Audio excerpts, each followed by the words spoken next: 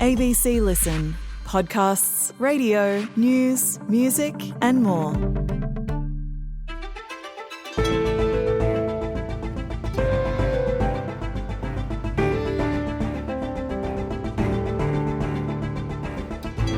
It's great to be back for 2024 and great to have your company again. We thought we'd start off by having a look at whether we'll really be better off when it comes to the cost of living this year. I think we're all fed up with the amount the supermarkets are charging us. And then, of course, there's higher rents, interest rates and power bills. And I know we're going to get a tax cut, but will we really feel less pressure? Who better to tell us than the ABC's business editor, Ian Verrender? I'm Sam Hawley on Gadigal land in Sydney. This is ABC News Daily.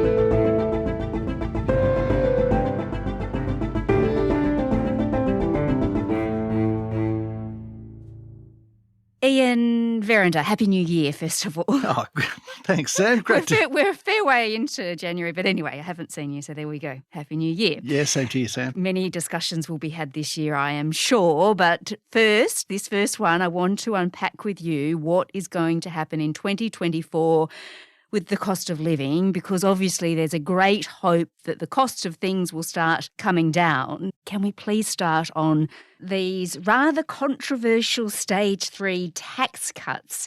What do you make of the government's decision on this? Look, from a policy perspective, and that's, all the promises, the argument about promises aside, you put that to one side because that's the politics. Yes. But if you look at the policy, it's actually, I think, a vastly improved policy. Today I announce that from the 1st of July this year, our government will deliver a tax cut for every single Australian taxpayer. Everyone earning up to $150,000, they're better off under Labor's plan than they would have been under the original Stage 3 tax cut plan.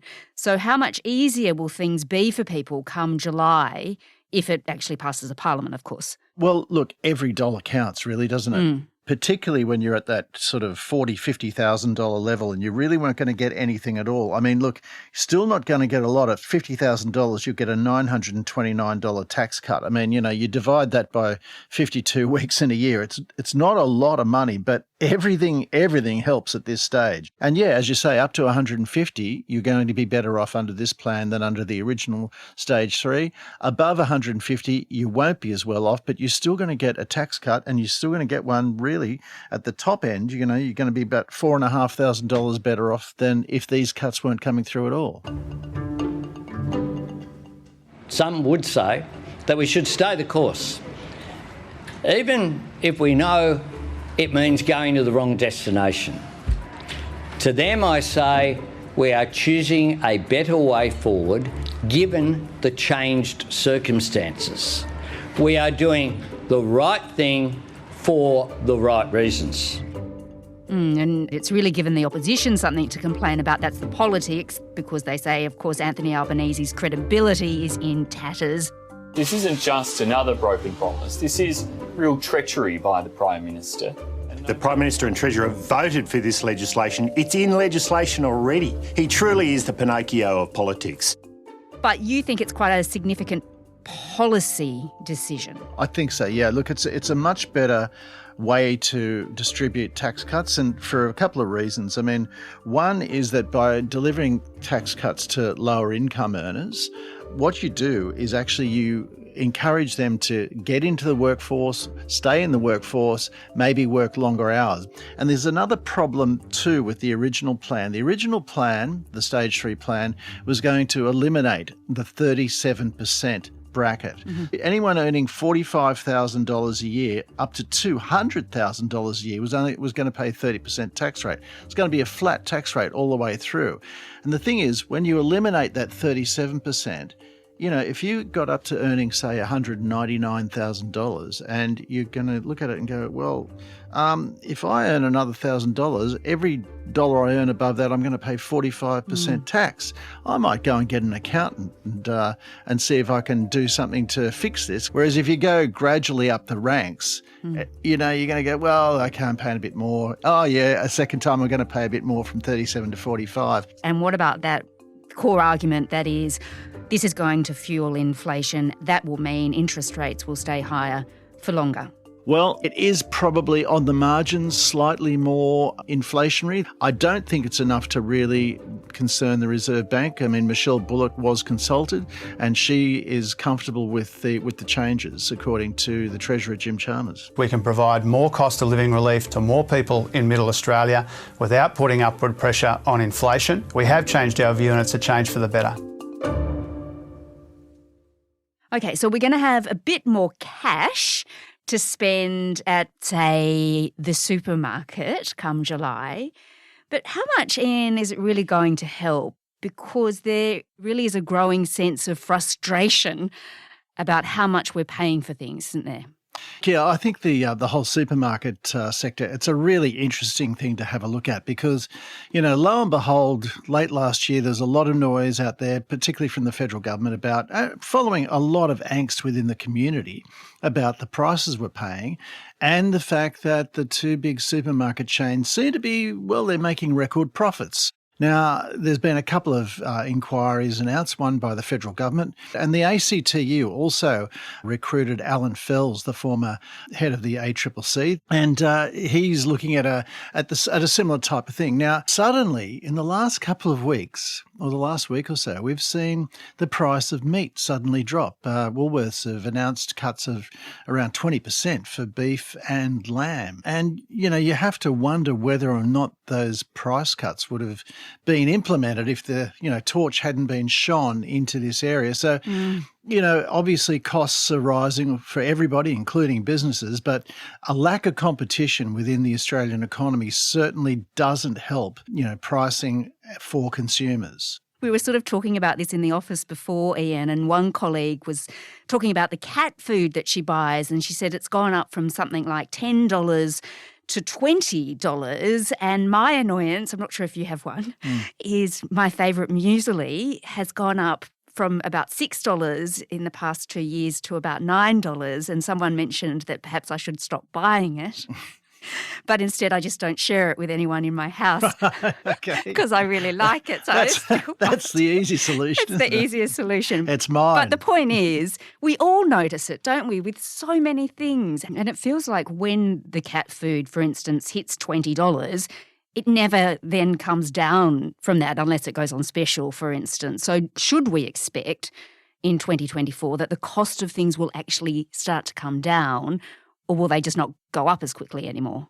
Look, in some cases, you might get some prices going down. And what we've seen in the most recent inflation figures is that the price for clothing and footwear actually has come off a little bit. Mm-hmm.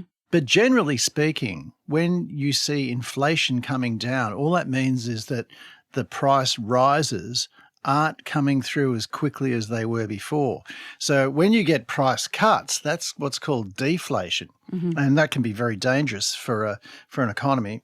So inflation might come down, but things will probably remain very expensive. And it will take quite a while before wages catch up to, the losses we've taken as prices have risen much quicker than wages have risen. So the wages catch up is yet to compensate us for that. All right. Okay. So it won't get too much easier by the sounds of it. Not in a hurry, nah.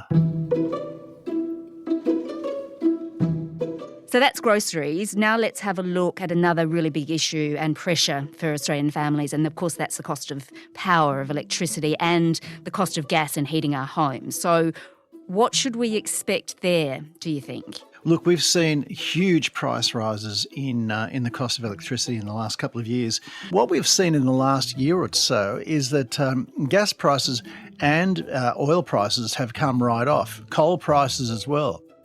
And so, by rights, we should see some kind of relief when it comes to electricity charges in the year ahead. Part of the problem for Australia, and it really irks me, is that we are one of the biggest gas suppliers in the world. We are the biggest exporter in the world, and we're exporting to countries in Europe, particularly China. We export 3/4 of our gas to China, but we export all around the world. And in Europe, there's a gas shortage, and Europeans are paying less for their gas than we are in Australia. So gas is kind of the It's the price setter for electricity because it's the last option for generating the electricity you need. So it actually sets the price of electricity. And if it's overpriced, then we end up paying a lot more for our electricity.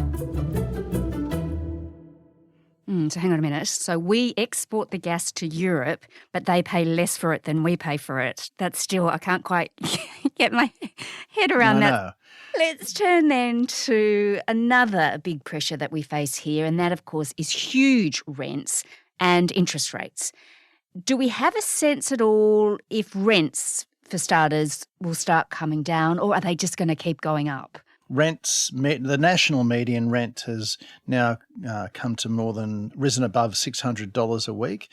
So that means, people are paying around about $31,000 a year to rent, which is an extraordinary sum of money, until we see some kind of drop off in demand, either through basically, I guess, limiting the number of people coming into the country, or we get an increase in supply. It's difficult to see that there's going to be a rapid fix in the housing situation, and so that means rents will probably remain elevated.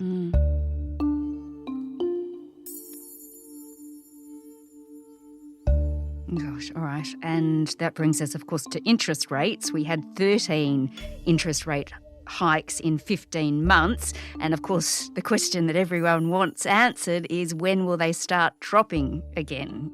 Well, they'll only really start dropping, I guess, when the economy starts to slow down. And that's often not a good thing. And this is one of the great conundrums about economics. Some people will feel enormous pain while others benefit from it. So it's never an easy trade-off between those two things. Look, I think we're at peak rates at the moment. There's no doubt that we've probably gone maybe even a little too high. So there is a little bit of scope for interest rates to come off.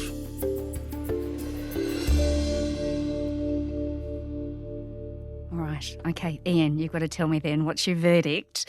Will 2024 be at least slightly better for cost of living than 2023? I hope that what we see for this year, for 2024, is that we see inflation abating, we see interest rates coming down a little bit, all of those pressures starting to come off while wages do increase a little at a slightly faster pace than we've seen in the past, and we get a little bit more moderation between the amount of money we earn compared to the amount of money we spend. I do think that is a distinct possibility. Ian Verrender, thanks for your time. We'll speak to you a lot, I'm sure, during the year. Thanks, Sam. Look forward to it.